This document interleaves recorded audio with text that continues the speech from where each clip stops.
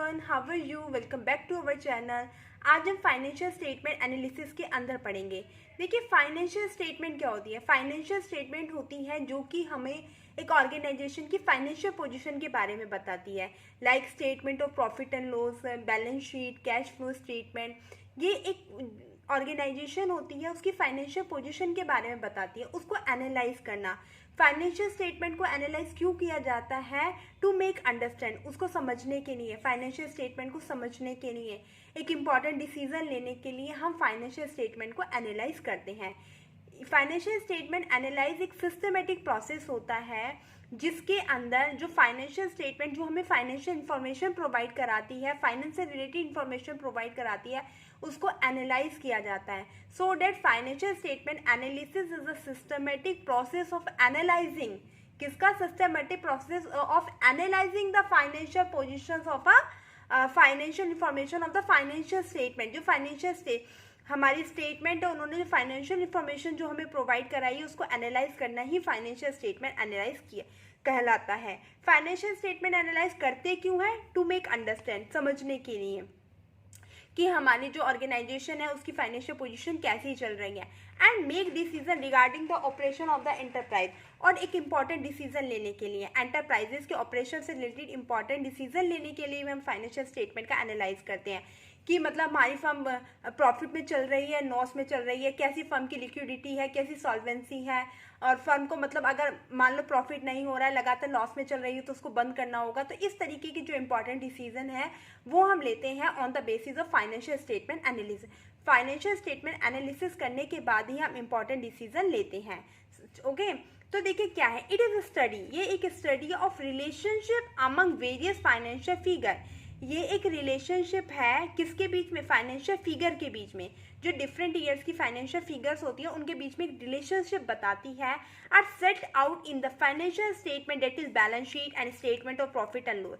देखिए, इसके अंदर बैलेंस शीट है, statement of profit and loss है, उसकी क्या बताती है? उसकी फाइनेंशियल स्टेटमेंट, उनकी फाइनेंशियल फिगर्स के बीच में रिलेशनशिप बताती है।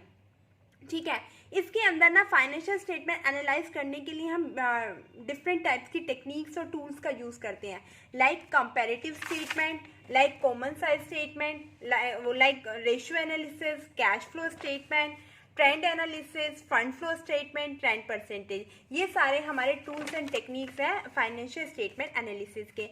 अब हम वन बाय वन पढ़ेंगे क्या होता है।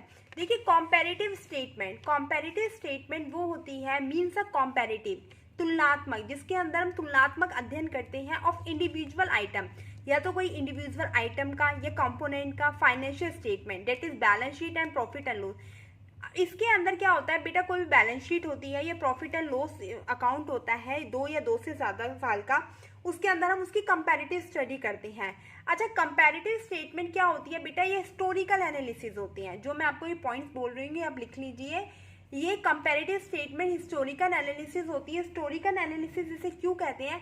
क्योंकि हिस्टोरिकल एनालिसिस के अंदर जो हम अपना फाइनेंशियल डाटा होता है ना, उसको साइड बाय साइड रखते हैं। जैसे यहाँ पर 2015 का, यहाँ 2016 का, यहाँ 2017 का, यहाँ इसी तरीके हॉरिजॉन्टली रखते हैं, इस तरीके से रखते हैं। फिर कंपैरिजन किया जाता है कि यहाँ 2015 की सेल रख ली, यहाँ 2016 की, 2017 की, 2018 की, इसलिए हम इसे हॉरिजॉन्टल एनालिसिस भी कहते हैं। और जो कंपैरेटिव स्टेटमेंट करते हो ना, वो आप on the base time series भी कर सकते हो, क्रॉस सेक्शनल भी कर सकते हो। टाइम सीरीज का मतलब होता है जब आप अपनी ही फर्म, इंटर फर्म का करते हो, मतलब अपनी ही फर्म के डिफरेंट ईयर्स का आप जब कंपैरिजन करते हो तो उसे हम बोलते हैं टाइम सीरीज एनालिसिस। और जब आप अपनी फर्म का दूसरी फर्म जो कि सेम नेचर की है, जिसमें सेम काम होता है, सेम डिवीजन होता है, उस अपनी फर्म का कंपैरिजन दूसरी फर्म के साथ करते हो तो उसे बोलते हैं क्रॉस सेक्शनल एनालिसिस। और जो हमारी कंपैरेटिव स्टेटमेंट होती है वो हॉरिजॉन्टल एनालिसिस होती है। क्योंकि हॉरिजॉन्टल क्यों होती है? क्योंकि इसमें 2 या 2 से ज़्यादा ईयर्स का कंपैरिजन साइड बाय साइड किया जाता है, इसमें टर्म्स को साइड बाय साइड करके लिया जाता है। अच्छा, इसकी कंपैरेटिव स्टेटमेंट का क्या क्वालिटी होती है कि कंपैरेटिव स्टेटमेंट हमें चेंज भी बताती है कि हमारी जो वैल्यू है, हमारी जो फर्म में एसेट्स है या लाइबिलिटीज़ है, उनमें उनकी वैल्यू में क्या इंक्रीज हुआ है, क्या डिक्रीज हुआ है। इसके साथ साथ ये हमें परसेंटेज भी बताती है कि कितनी परसेंटेज से जो ये एसेट्स है, जो लाइबिलिटीज़ है, वो बढ़ी हैं। Getting my point? in the comparative statement we get increase or decrease of the particular item and the percentage in particular item simultaneously. मतलब हम उसमें एक पर्टिकुलर आइटम में क्या इंक्रीमेंट हुआ है, क्या डिक्रीज हुआ है, ये जानते हो। इसके साथ साथ परसेंटेज का भी पता चलाता है कि कितनी परसेंटेज इंक्रीज हुआ है और कितना परसेंटेज डिक्रीज हुआ है। Getting my point. इसका मैं आपको बाद में अभी लास्ट में आपको फॉर्मेट दिखाऊंगी कि कैसे कंपैरेटिव स्टेटमेंट बनाते हैं। ठीक है बच्चे, और याद रखना मैंने इसमें 2 या 3 पॉइंट बताए कि एक तो ये हिस्टोरिकल एनालिसिस होती है, क्योंकि इसमें सारी जो आइटम्स होती है उसको साइड बाय साइड रखा जाता है, फिर कंपैरिजन किया जाता है। ठीक है बच्चे। अच्छा हाँ, हिस्टोरिकल एनालिसिस को डायनेमिक एनालिसिस भी कहते हैं। कभी आप कंफ्यूज हो जाओ, historical analysis is also known as dynamic analysis. Getting my point. अच्छा देखिए, common size statement.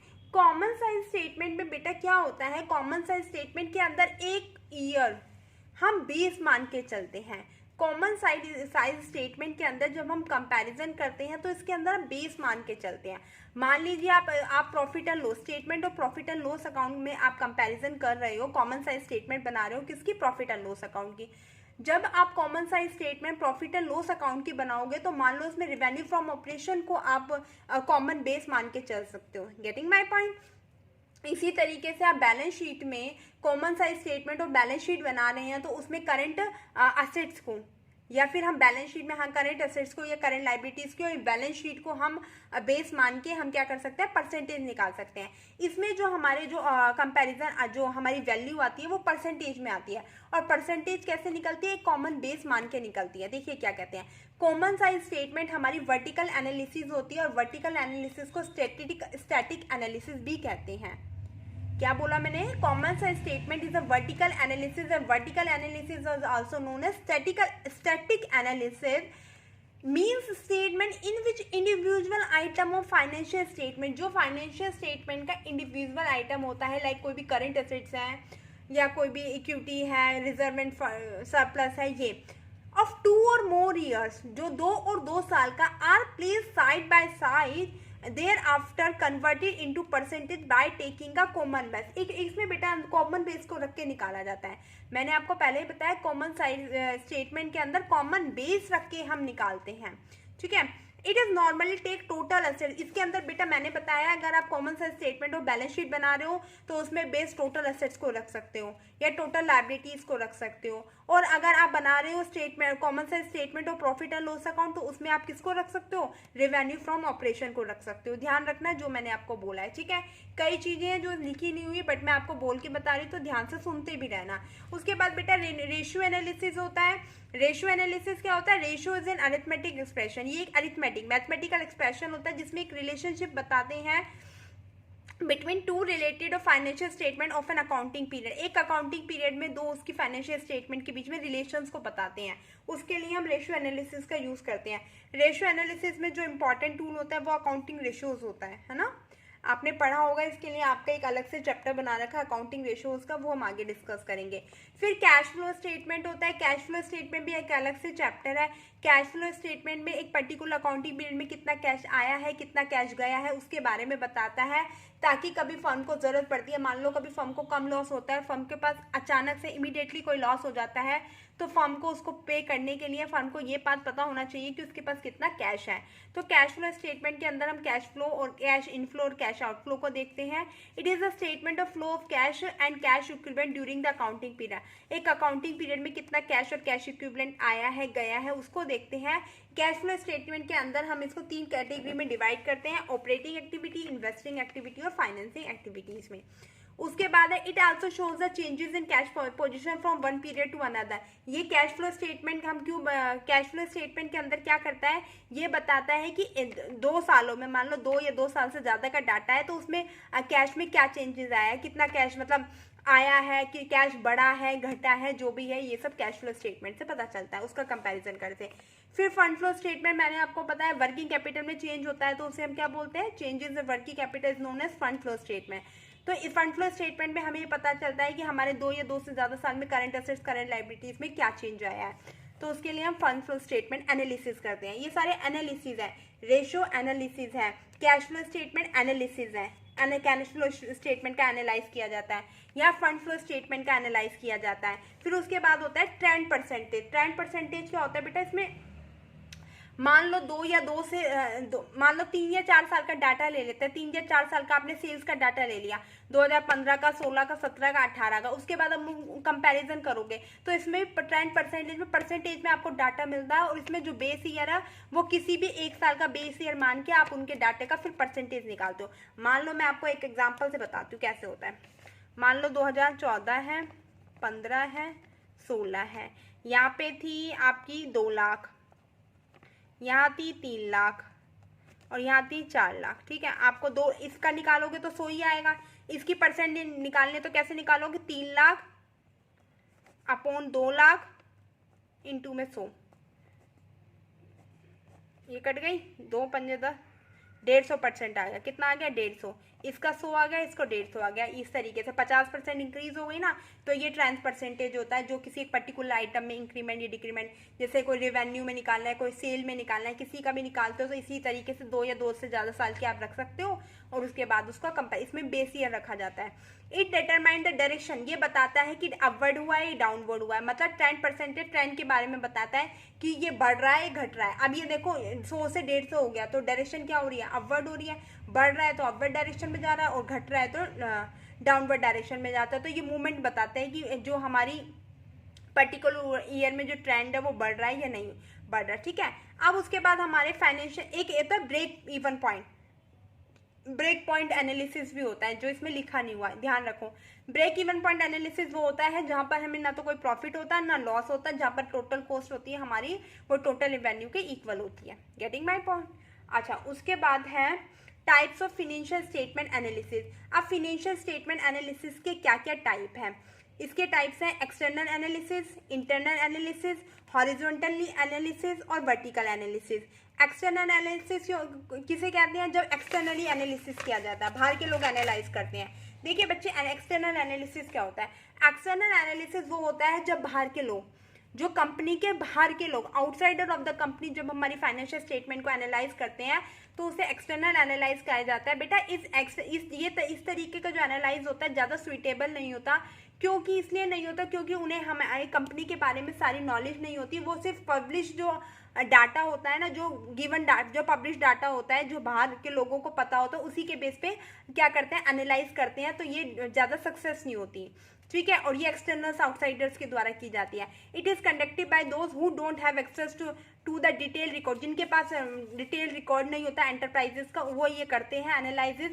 They have analysis on public, ये एनालाइज करते हैं पब्लिश अकाउंट पे, जो अकाउंट पब्लिश होते हैं उनके सामने, उसी के बेस पे करते हैं। इनके पास कोई इंटरनल रिकॉर्ड नहीं होता हमारे बिजनेस का। इसमें जैसे statement of profit and loss है, बैलेंस शीट है, ऑडिटर की रिपोर्ट, इनके बेस पर क्या करते हैं, वो एनालाइज करते हैं। फिर इंटरनल एनालाइज होते हैं जो इंटरनल जो एग्जीक्यूटिव के द्वारा किया जाता है, जो इंटरनल पर्सन्स के द्वारा किया जाता है, like executive of the organization के द्वारा किया जाता है, वो उसे इंटरनल एनालिसिस कहते हैं। ये ज़्यादा मोर सुइटेबल होता है, इसके द्वारा हमें फाइनेंशियल पोजीशन है वो ज़्यादा अच्छे से पता चलती है। It is conducted by the management के द्वारा कंडक्ट किया जाता है फाइनेंशियल पोजीशन को जानने के लिए, ऑपरेशनल इफिशिएंसी को जानने के लिए ऑर्गेनाइजेशन की। ये ज़्यादा डिटेल होता है, एक्सटेंसिव होता है, बहुत गहन अध्ययन किया जाता है, बहुत एक्यूरेट होता है। उसके बाद हॉरिजॉन्टल एनालिसिस है, जिसको हम डायनेमिक एनालिसिस भी कहते हैं। ये टाइम सीरीज एनालिसिस होता है। टाइम सीरीज एनालिसिस क्यों होता है, जब हम हॉरिजॉन्टल के अंदर जब हम 2 या 2 से ज़्यादा साल के डाटे को साइड बाय साइड रख के फिर उनका कंपैरिजन करते हैं, तो उसे हम हॉरिजॉन्टल एनालिसिस कहते हैं। और टाइम सीरीज एनालिसिस कहते हैं जब साइड बाय साइड एक ही कंपनी का डाटा रख के किया जाता है। और क्रॉस सेक्शन किया जाता है जब एक फर्म का दूसरी फर्म के साथ जो सेम नेचर की होती है उसका जब हम कंपैरिजन करते हैं तो उसे क्रॉस सेक्शन एनालिसिस कहते हैं। It shows a comparison of financial data several against a chosen base year. इसमें एक बेस ईयर को मान के और फिर क्या करा जाता है, कंपैरिजन किया जाता है। It is useful for long term trend analysis and planning. ये लॉन्ग टर्म ट्रेंड एनालिसिस की लॉन्ग टर्म ट्रेंड एनालिसिस मैंने अभी आपको बताया कि कितना वृद्धि हो रही है, कितना बढ़ रहा है कोई भी पर्टिकुलर आइटम, लाइक रेवेन्यू है, सेल, उसमें कितना पर्टिकुलर डायरेक्शन में मूवमेंट हो रही है, अपवर्ड हो रही है, डाउनवर्ड हो रही है। और प्लानिंग करने के लिए हम किसका यूज करते हैं, हॉरिजॉन्टल एनालिसिस का यूज करते हैं। हॉरिजॉन्टल एनालिसिस का एक इंपॉर्टेंट टूल है कंपैरेटिव स्टेटमेंट। उसके बाद है वर्टिकल एनालिसिस। वर्टिकल एनालिसिस को स्टैटिस्टिक एनालिसिस भी कहते हैं। This analysis is made to review and analyze the financial statement. इसमें 1 ईयर का एक साल की डिफरेंट आइटम्स को कंसीडर किया जाता है। एक साल है, उसकी करंट एसेट्स ले ली, करंट लाइबिलिटीज ले ली, फिर उनका कंपैरिजन किया जाता है, तो उसे बोलते हैं वर्टिकल स्टैटिक एनालिसिस, जिसमें एक साल की डिफरेंट आइटम्स का कंपैरिजन किया जाता है। इसके अंदर जैसे ratio analysis of a particular accounting analysis है ना, this is useful comparison performance of several companies of same type of division. जो वर्टिकल एनालिसिस होती है, स्टैटिक एनालिसिस होती है, वो यूजफुल होती है जब हमें एक कंपनी का दूसरी कंपनी से जो सेम टाइप के उसका कंपैरिजन करना हो, तो हम वर्टिकल स्टैटिक एनालिसिस का यूज करते हैं। उसके बाद आती है हमारी इंट्रा फर्म एनालिसिस। इंट्रा जो विद इन द ऑर्गेनाइजेशन होती है, जो अपनी ही फर्म में, इंट्रा मतलब अपनी खुद की, स्वयं की, अपनी फर्म के जो डिफरेंट ईयर्स के डाटा होता है, जब उनका कंपैरिजन किया जाता है तो उसे इंट्रा फर्म एनालिसिस बोलते हैं। क्या बोला मैंने? अपनी फर्म के डिफरेंट ईयर के डाटा का जब कंपैरिजन किया जाता है तो उसे इंट्रा फर्म एनालिसिस बोलते हैं। इंटर फर्म एनालिसिस बोलते हैं जो अपनी कंपनी का दूसरी कंपनी के साथ डाटे के साथ जब कंपैरिजन किया जाता है। जैसे ये तो होती है टाइम सीरीज एनालिसिस, और जो इंटर फर्म एनालिसिस होती है वो क्रॉस सेक्शन एनालिसिस होती है। क्या बोला मैंने? इंट्रा फर्म एनालिसिस तो टाइम सीरीज एनालिसिस होती है, और जो intra firm analysis time series होती है, inter firm analysis cross section analysis होती है। इंट्रा फर्म एनालिसिस में एक comparison of financial variable of an enterprise over a period of time is known as intra firm comparison. इसको this is also known as time series analysis भी कहते हैं, या trend analysis भी कहते हैं। और जो इंटर फर्म होती है क्रॉस सेक्शनल होती है, उसमें दो और मोर इंटरप्राइजेस का जब कंपैरिजन किया जाता है। इंटर कहते हैं ना, इंटर स्टेट है, वो अंतरराष्ट्रीय बोलते हैं, क्या बोलते हैं, अंतर स्तरीय, ऐसे करके बोलते हैं। इंटर स्टेट कॉम्पिटिशन है, वो इंटर होता है जब एक का डिस्ट्रिक्ट लेवल पे होता है दूसरे डिस्ट्रिक्ट के साथ, तो वो इंटर फॉर्म होता है। ठीक है, फिर प्रोसेस होता है फाइनेंशियल स्टेटमेंट एनालिसिस का। एक प्रोसेस होता है, किस प्रोसेस को फॉलो करके हम अपनी फाइनेंशियल स्टेटमेंट है उसको एनालाइज करते हैं। सबसे पहले हम फाइनेंशियल स्टेटमेंट को रीअरेंज करेंगे, एक पर्टिकुलर प्लेस पर रखेंगे। यहाँ सबसे पहले हम मान लो बैलेंस शीट का करना है, तो सबसे पहले हम शेयर होल्डर फंड में हम शेयर होल्डर का fund, equity capital, share preference capital, reserve, surplus को लिखेंगे। फिर नॉन करंट लाइबिलिटी को लिखेंगे, फिर करंट लाइबिलिटी को लिखेंगे, फिर उनका टोटल, फिर नॉन करंट असेट्स, फिर करंट असेट्स, फिर उनका टोटल। तो सारी फाइनेंशियल स्टेटमेंट को रीअरेंज करेंगे, फिर उनका कंपैरिजन करेंगे, फिर उसको एनालाइज करेंगे, उनका विश्लेषण करेंगे, देखेंगे क्या, फिर उसको इंटरप्रेट करके ये देखेंगे कि हमारी ट्रेंड देखेंगे कि अपवर्ड हो रहा है, डाउनवर्ड हो रहा है। फिर ऑब्जेक्टिव क्या होते हैं फाइनेंशियल एनालिसिस के? असेस द अर्निंग कैपेसिटी और प्रॉफिटेबिलिटी। ये क्या बताता है? एक अर्निंग कैपेसिटी, एक कंपनी, एक ऑर्गेनाइजेशन की अर्निंग कैपेसिटी के बारे में बताता है, प्रॉफिटेबिलिटी के बारे में बताता है कि मान लो अगर अपवर्ड डायरेक्शन में जा रहा है, जैसे अगर सेल हमारी 10% है, 15% है, प्रॉफिट हमारा 10% है, 20% है, तो ये डायरेक्शन के बारे में बताता है, अर्निंग कैपेसिटी के बारे में बताता है। असेस द मैनेजरेबल, मैनेजर की एफिशिएंसी, अगर आपका बिजनेस ग्रो कर रहा है, मेनली तो ग्रोथ के बारे में बताता है। अगर आपका फर्म ग्रो कर रही है तो आपको पता चल जाएगा कि हमारी जो मैनेजर की एफिशिएंसी है वो अच्छी है ना। Assessing the short term and long term solvency of enterprise, short term और लॉन्ग टर्म सॉल्वेंसी के बारे में बताता है। इससे हमें ये पता चल जाता है कि कितना कैश है, मतलब फर्म के पास कितना कैश है, कैसी लिक्विडिटी पोजिशन है, फर्म एबल है अपने लॉन्ग टर्म ऑब्लिगेशंस को, ये शॉर्ट टर्म ऑब्लिगेशंस को पूरा करने के लिए। तो ये सारा भी हमें किससे पता चलता है? फाइनेंशियल स्टेटमेंट एनालिसिस से पता चल जाता है। इंटर फर्म कंपैरिजन, अपने फर्म के डिफरेंट ईयर्स के डाटा रख के हम कंपैरिजन कर सकते हैं कि हमारी फर्म किस ईयर में ज़्यादा ग्रो करी थी, किस में नहीं करी थी, इंटर फर्म कंपैरिजन कर सकते हैं। और बेटा पास्ट को बेस मान के फ्यूचर का एस्टिमेट करने में भी हेल्प करता है ना। पास्ट को बेस मान के हम फ्यूचर में एस्टिमेट कर सकते हैं, फोरकास्ट करने में हेल्प करता है, एक बजट बना सकते हैं, स्टैंडर्ड्स सेट करने में हेल्प करता है, अंडरस्टैंडेबल होता है, डिसीजन लेने में हेल्प करता है। फिर इसकी कुछ लिमिटेशंस भी होती हैं। हिस्टोरिकल एनालिसिस, जैसे अकाउंटिंग आपने देखा हिस्टोरिकल कोस्ट पे डिपेंड होता है, तो इसमें ये हिस्टोरिकल एनालिसिस पे बेस्ड होता है। इग्नोर करता है प्राइस लेवल चेंजेस, आपको पता है जो आपने 10 साल पहले एसेट्स खरीदी थी, आज उसका प्राइस चेंज हो चुका है, बट ये इग्नोर करता है, ये प्राइस लेवल चेंजेस को इग्नोर करता है। इसके अंदर प्राइस को कंसीडर नहीं किया जाता है। जैसे आपने इन्फ्लेशन अकाउंटिंग में पढ़ा था, उसमें क्या पढ़ा था कि प्राइस है टाइम टू टाइम चेंज होते रहते हैं, जिस वजह से जो हमारी जो रुपए की कीमत है वो कम होती रहती है। बट ये प्राइस लेवल चेंजेस को मैटर ही नहीं करता। तो कैसे पता चलेगी? मान लो 10 साल पहले आपको 10% प्रॉफिट हुआ है, मैंने कंपैरिजन किया, मैंने माना कि मेरे को 10 साल पहले 10% प्रॉफिट हुआ था और आज मेरे को 20% प्रॉफिट हो रहा है, तो मैंने कह दिया कि मेरी फर्म आज अच्छी ग्रो कर रही है। पर बेटा जो आपने 10 साल पहले जो पैसा लगाया था, जब आपकी पैसे की रुपए की कीमत कितनी थी और आज उस रुपए की कीमत कितनी कम हो गई है। पहले 1 रुपए में कितनी चीज़ें खरीद लेते थे, अब नहीं खरीद पाते। तो ये प्राइस लेवल को चेंजेस को इग्नोर करता है ना। इसमें कोई कई बार विंडो ड्रेसिंग भी हो जाती है, बड़ा चढ़ा के दिखाया जाता है, क्वालिटेटिव एस्पेक्ट को इग्नोर किया जाता है। इसमें ये क्वांटिटेटिव होता है, क्वालिटेटिव नहीं बताया जाता कि फर्म में जो क्वालिटी है वो कैसी है। ये इस तरीके का कुछ भी इसमें बताया नहीं जाता कि किस तरीके की क्वालिटी का यूज़ किया जा रहा है। ओनली क्वांटिटेटिव एस्पेक्ट्स को माना जाता है, ठीक है बेटा। इसमें विंडो ड्रेसिंग भी होती है। विंडो ड्रेसिंग का मतलब होता है कि कई बार हमारा डाटा है ना, अपनी फाइनेंशियल पोजीशन को अच्छा बनाने के लिए डाटा को मतलब बड़ा चढ़ा के दिखाया जाता है। मान लो परचेज को नहीं दिखाया या परचेज को ज़्यादा रेट पे दिखा दिया, तो ये विंडो ड्रेसिंग से भी अफेक्टेड होता है। Suffer from the limitation of financial statement, financial statement की लिमिटेशंस को भी सफ़र करता है। और है ना, इसमें variation accounting practice, accounting practice में वेरिएशन होता है। मान लो एक साल आपने डेप्रिसिएशन के स्ट्रेट लाइन मेथड यूज़ किया, दूसरे साल आपने रिटर्न डाउन वैल्यू मेथड किया, ये तो टाइम सीरीज में प्रॉब्लम हो गई।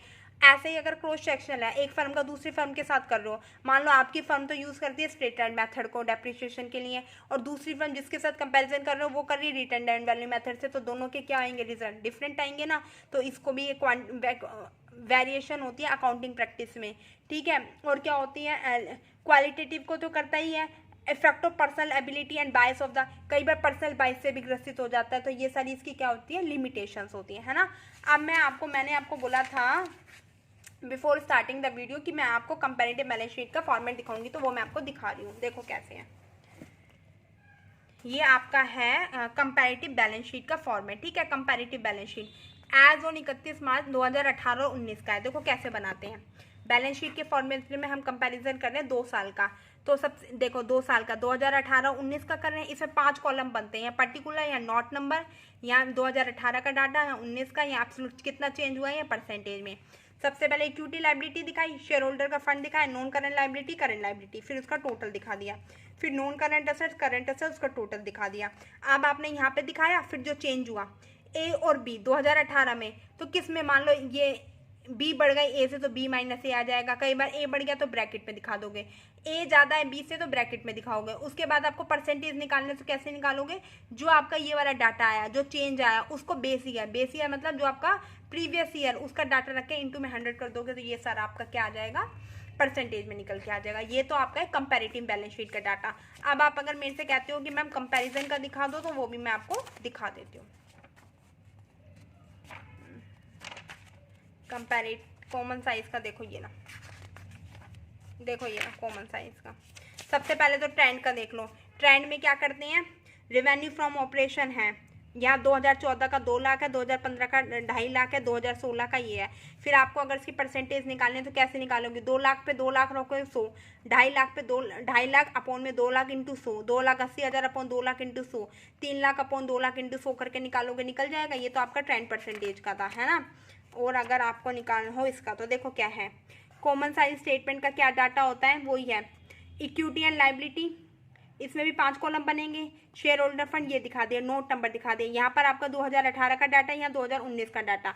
फिर 2018 की परसेंटेज निकालनी है, 2019 की निकालनी है, तो कैसे करोगे, जो यहाँ पे ये टोटल आएगा ना करंट लायबिलिटी का, इसको बेस मान लोगे। मान लो यहाँ पर 150 है, 100 है, तो 150 अपॉन में यहाँ पे जितना आएगा इंटू में 100 कर दोगे।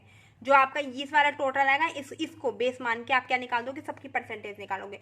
2018 वाले में 2018 की लायबिलिटी का टोटल लिखोगे, 2019 वाले में 2019 की लायबिलिटी का टोटल को बेस मान के इसकी परसेंटेज निकाल दोगे। Getting my point. ये था आपका कॉमन साइज बैलेंस शीट। इसमें कुछ और ज़्यादा नहीं आएगा, सॉल्यूशन करने को कुछ नहीं आएगा, आता तो मैं आपको करवा देती, ठीक है। उसके बाद मेरा मन है कि मैं आपको अकाउंटिंग रेशोज भी रिवाइज करवा देती हूँ। तो अकाउंटिंग रेशोज में आपको पता है रेशो को 4 कैटेगरी में डिवाइड किया गया है। सबसे पहले होता है लिक्विडिटी रेशो। लिक्विडिटी रेशो क्या होता है, जो फर्म की शॉर्ट टर्म ऑब्लिगेशंस के बारे में बताता है कि फर्म एबल है या नहीं है अपनी शॉर्ट टर्म ऑब्लिगेशंस को पूरा करने के लिए। फर्म के पास एडिक्वेट अमाउंट में करंट एसेट्स है या नहीं है करंट लाइबिलिटीज को पूरा करने के लिए। तो लिक्विडिटी रेशियो के अंदर दो टाइप के रेशियो आते हैं, current ratio, quick ratio. Current ratio का फॉर्मूला होता है करंट एसेट्स अपॉन में करंट लाइबिलिटी।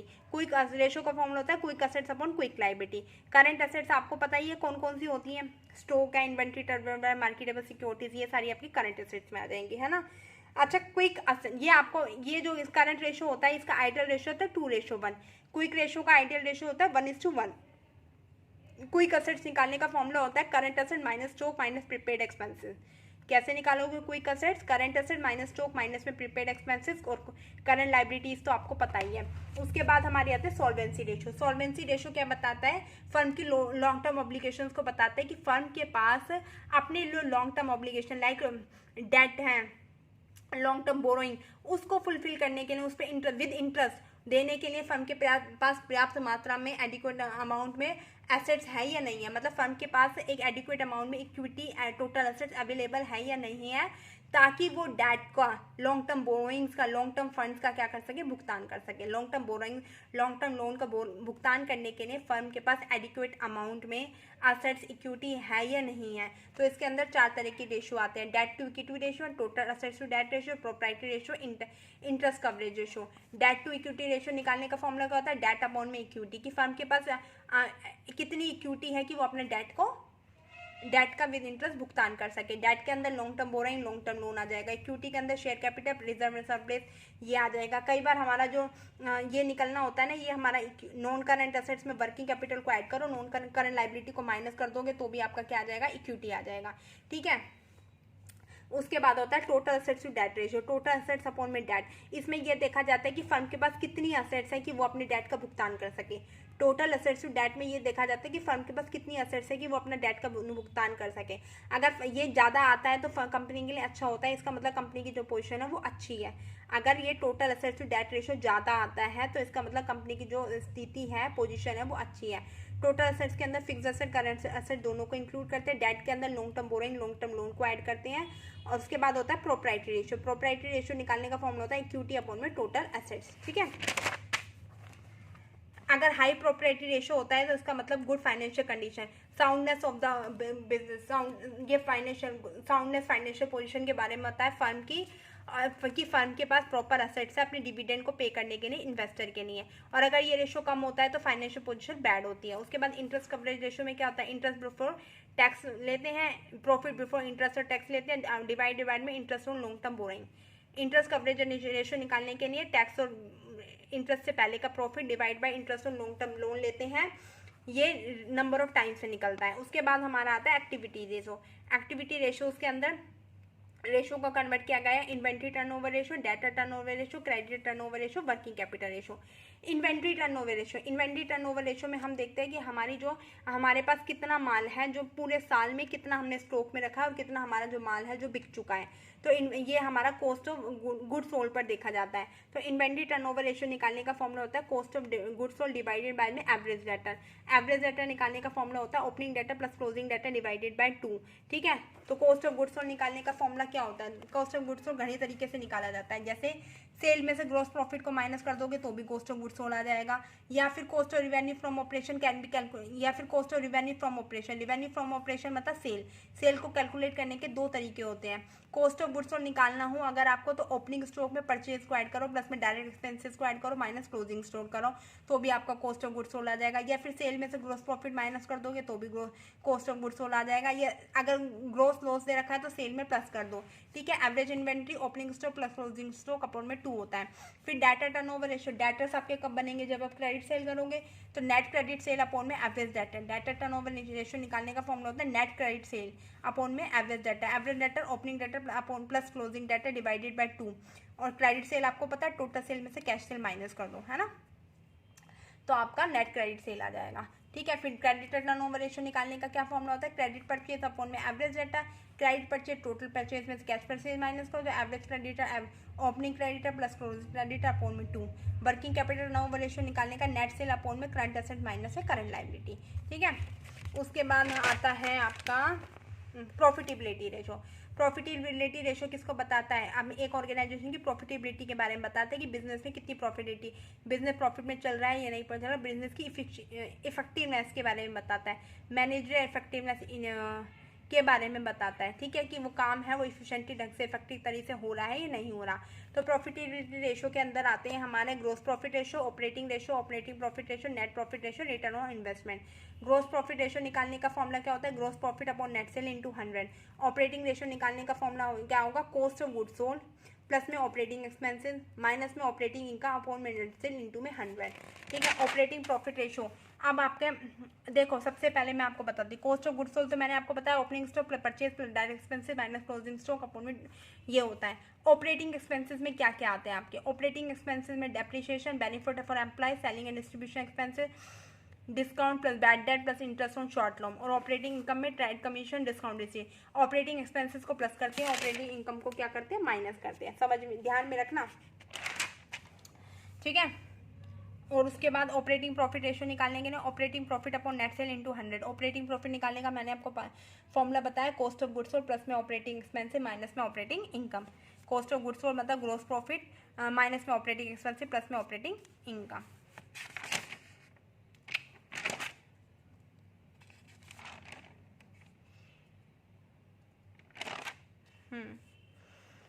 इसमें ऑपरेटिंग प्रॉफिट निकालना है तो ग्रोस प्रॉफिट रेशो माइनस में ऑपरेटिंग एक्सपेंसेस प्लस में ऑपरेटिंग इनकम।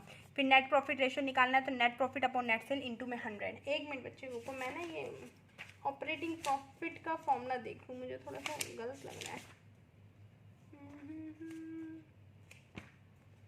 है नहीं है तो ये ना, हाँ मैं आपको बता रही थी कौन सा फॉर्मूला ऑपरेटिंग प्रॉफिट का। ऑपरेटिंग प्रॉफिट का फॉर्मूला ग्रोस प्रॉफिट रेशियो का ही दे रखा है।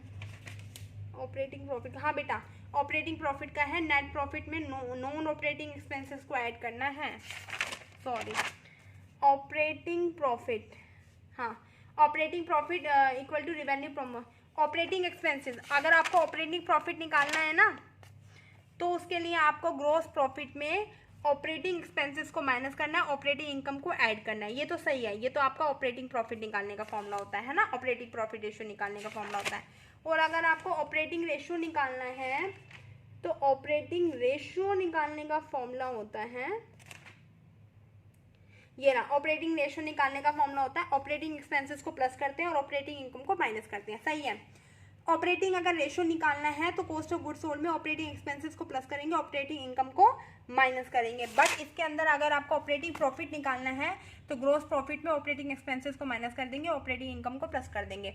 नेट प्रॉफिट रेशियो निकालना है, net profit upon net cell into में 100। रिटर्न ऑन इन्वेस्टमेंट निकालना है, net profit before interest and tax dividend upon में कैपिटल एम्प्लॉयड। और कैपिटल एम्प्लॉयड निकालने का फॉर्मूला होता है शेयर होल्डर फंड प्लस में नॉन करेंट लायबिलिटी। ये था आपका फाइनेंशियल स्टेटमेंट एनालिसिस का एक गो थ्रू करवाया है मैंने आपको। अगर वीडियो अच्छी लगे तो लाइक जरूर करिएगा। Thank you, have a nice day.